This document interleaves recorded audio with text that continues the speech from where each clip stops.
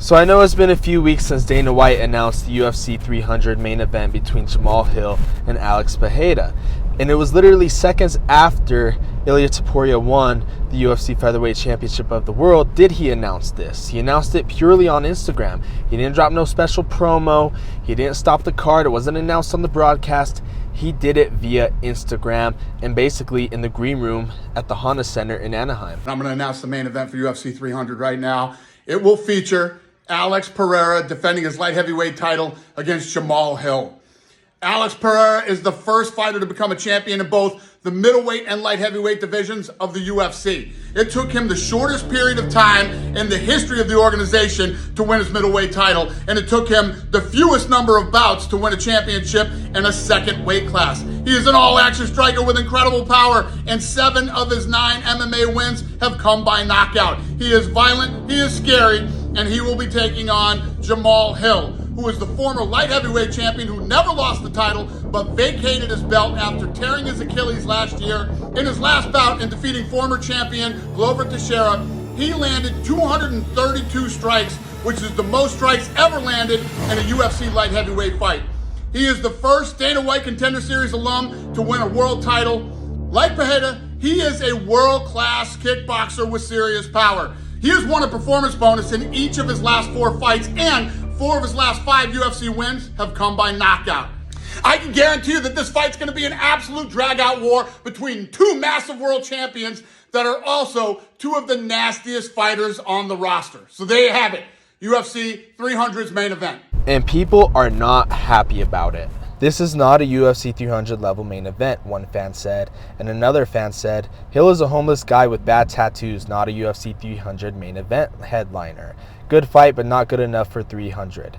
Not even the hardcore fans are happy about this, and damn sure the casual fans ain't happy about this. Now, why would you say this? People are like, hey, it's a stacked card. We should be grateful. People would be upset if it was Conor McGregor versus Jesus himself. I think people are really, really mad at the fact that Dana White promised fights that would not only blow our minds, but would make us literally all rethink the entire world and its existence itself because they were going to be that good. So I'm getting ready. I want to be blown. We all in here to get blown. And if you really think about it, Alex Pereira and Jamal Hill is a true letdown. It is a great pay-per-view headliner if it wasn't 300. If you look at UFC 100, the main event for that card was Brock Lesnar versus Frank Mir, a grudge match that was already a year in the making. It was history between Frank and Brock. It was a great headliner for UFC 100. The co-main event for UFC 100, Thiago Alves versus the biggest superstar MMA-wise to come out of Canada, Georges St. Pierre. That was the co-main event. And get this, the featured bout on the card, the second fight on the card, was Michael Bisping versus Dan Henderson, the biggest star in all of British mixed martial arts, versus probably America's most wanted right hand, Dan Henderson. Did that sound wrong? I think it sounded wrong. But nonetheless, that was the second fight on the card, and it delivered. It was a great pay-per-view.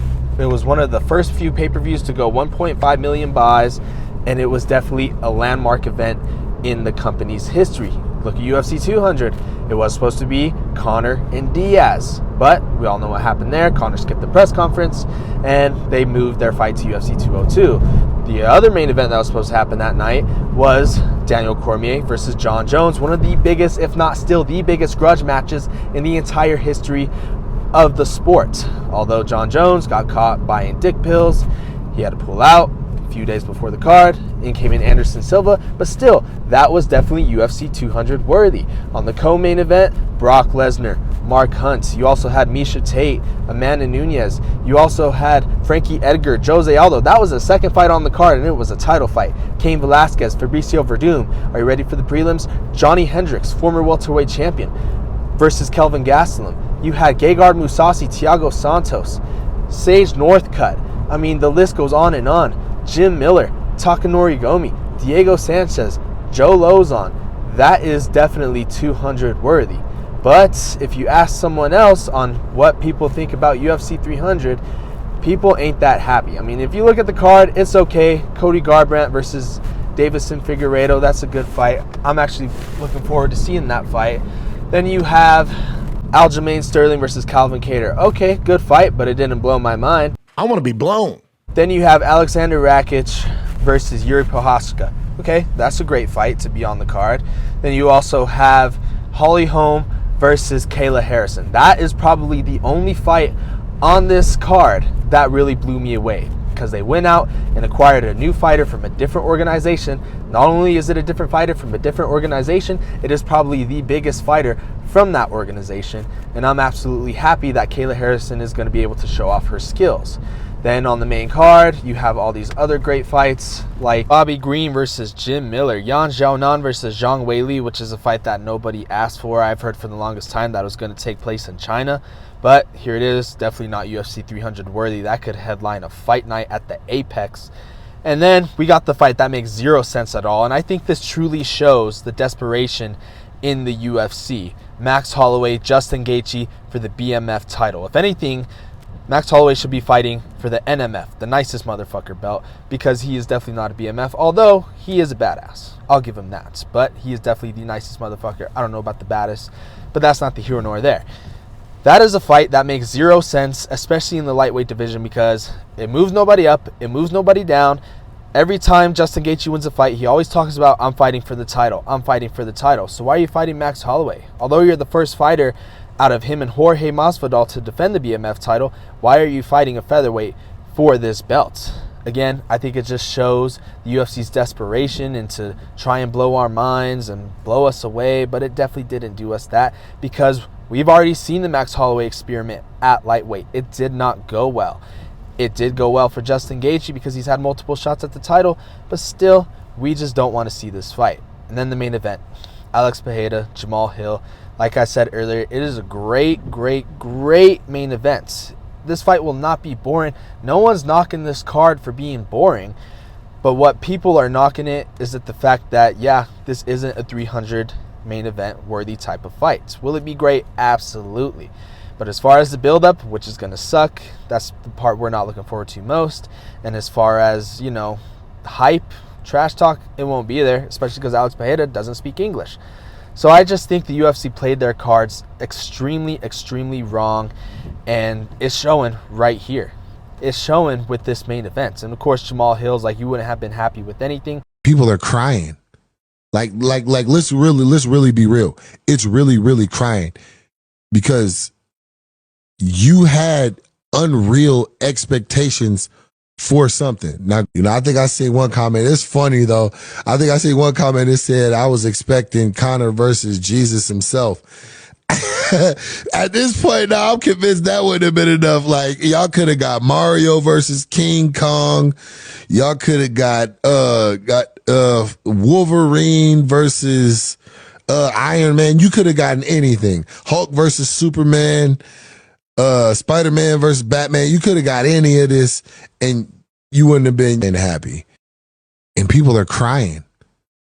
Like Jamal Hill swears up and down he is some giant superstar, when in reality, he's just not. And what makes this even sadder, and why I keep saying that the UFC basically played out their cards before UFC 300 ever even happened, is because look at UFC 299. You could basically flip-flop that entire card and it will be so much better than the card that UFC 300 is right now. I mean, you got Sean O'Malley, Chito Vera 2. That's definitely a 300 main event headliner. You got Dustin Poirier, Benoit Saint Denis. Take my money. Definitely a great co-main event, especially for 300. Then you got Song Yadong, Piotr Yan. You also got the debut of Michael Venom Page. You mean to tell me that Michael Venom Page's UFC debut is not worthy of being on UFC 300 against Kevin Holland? I mean, come on. That's absolutely insane. Jack Della Maddalena versus Gilbert Burns. Then you have Curtis Blades, Jalton Almeida, Rafael Dos Anjos versus Matus Gamrot. This card is just better than 300 top to bottom, and it's not even close. Brendan Schaub had some good points when he was making his videos talking about UFC 300. You better come correct. He just hasn't come correct. Again, if he would have said, listen, the sport's at a different level now. It's not like UFC 100 and 200 where we're just different now. It's going to be a solid card. Then this would have, I'd be like, damn, this thing's dope. But you told me I was going to get blown. You told me I was going to get blown.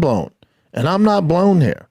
Nobody's blown away by this in any capacity. No casual, sure as hell no hardcore. Nobody's blown away here. And you told me I was going to get blown. And it didn't happen. And that's why there's so much backlash. You did this, nobody else. You said we're going to get blown away. There's not a person on this earth who got blown away. It's just not happening. And you told us we were going to get blown. That's the issue. He set that table, not us. And yeah, I think in the end, had Dana White not lied to us and say that this was going to blow our minds, I don't think the fans would be as upset as they are right now. I was going to go to this event because it was a day after my birthday. It would have been a great birthday present, one of the biggest cards of all time in UFC history. But instead, with this piss poor main event being announced, I don't even want to go anymore. In fact, this may have even ruined my birthday already. Nonetheless, Dana White shouldn't have lied, and that is his number one attribute, and that's keeping it 100 like I do, and he just should have kept it 100 from the start. Dana White has promised fans that UFC 300 will be as loaded as it can possibly be, and while fans seem to believe the main event could see the rivalry between new champ Dricus du Plessis and Israel Adesanya be settled, perhaps things could trend in a different direction. You guys can't handle the main event, White said. We're working on a couple different options. Trust us. The UFC 300 main event is going to be crazy. You told me I was going to get blown.